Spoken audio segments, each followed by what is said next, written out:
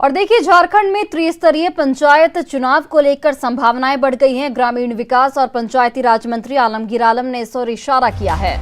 पंचायत चुनाव को लेकर तैयारी पूरी कर लेने की बात कही जा रही है। जो रांची से बड़ी खबर आपको बता रहे हैं, जहां पर पंचायती राज मंत्री आलमगीर आलम ने इस ओर इशारा किया है।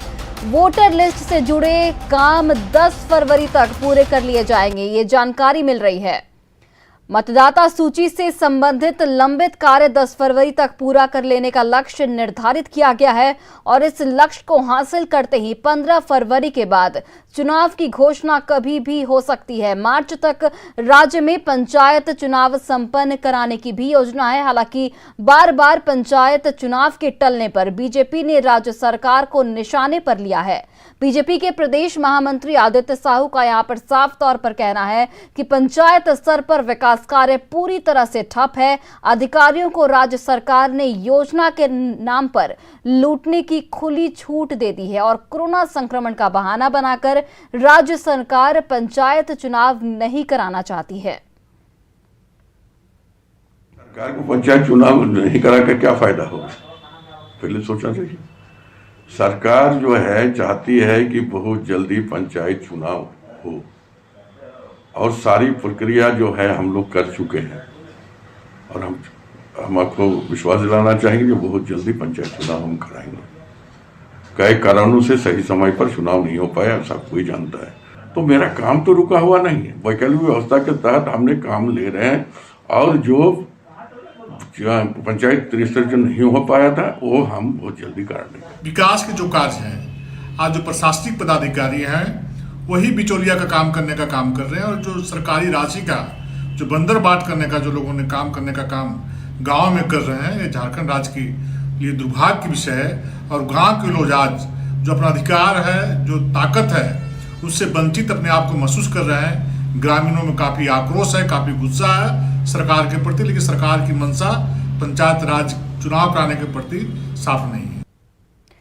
कोरोना संक्रमण की रफ्तार ने झारखंड की विकास योजनाओं की रफ्तार पर ब्रेक लगा दिया है। ये महज राजनीतिक आरोप नहीं, बल्कि सरकारी राशि के खर्च की जमीनी हकीकत है।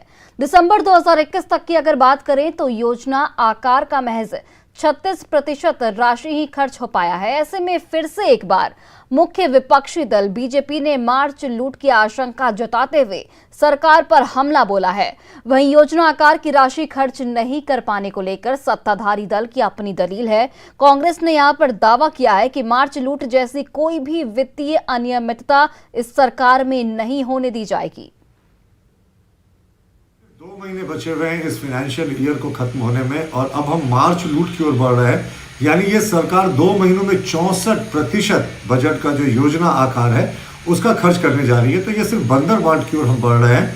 आप सोचिए, इस सरकार की प्राथमिकताएं किस ओर है। उसे गरीब कल्याणकारी योजनाओं से मतलब नहीं, विकास की योजनाओं से मतलब नहीं, इंफ्रास्ट्रक्चर की योजनाओं से मतलब नहीं, तभी इतना कम प्रतिशत योजना मद का खर्च हुआ है बजट में। ये साफ है, ये मार्च लूट की ओर संकेत दे रहा है। कोरोना के कालखंड में जो प्राथमिकता की सूची थी उस दरमियान सरकार का दृष्टिकोण भी उसको खर्च करने को लेकर के योजनाओं को वो उस अनुरूप जरूर रहा, लेकिन हम आपको पूरी तरह से भरोसा दिलाते हैं कि 100% योजनाओं के क्रियान्वयन में ही बजटीय राशि का उपबंध के खर्च किया जाएगा और कहीं से भी कोई वित्तीय अनियमितता का मामला नहीं आने वाला है, क्योंकि सरकार ने पूरी तैयारी कर रखी है और जिसको लेकर के सरकार ने अपने संकल्प को भी दोहराने का काम किया है। जो स्थापना दिवस था उसके बाद से लगातार सरकार इस बात को लेकर के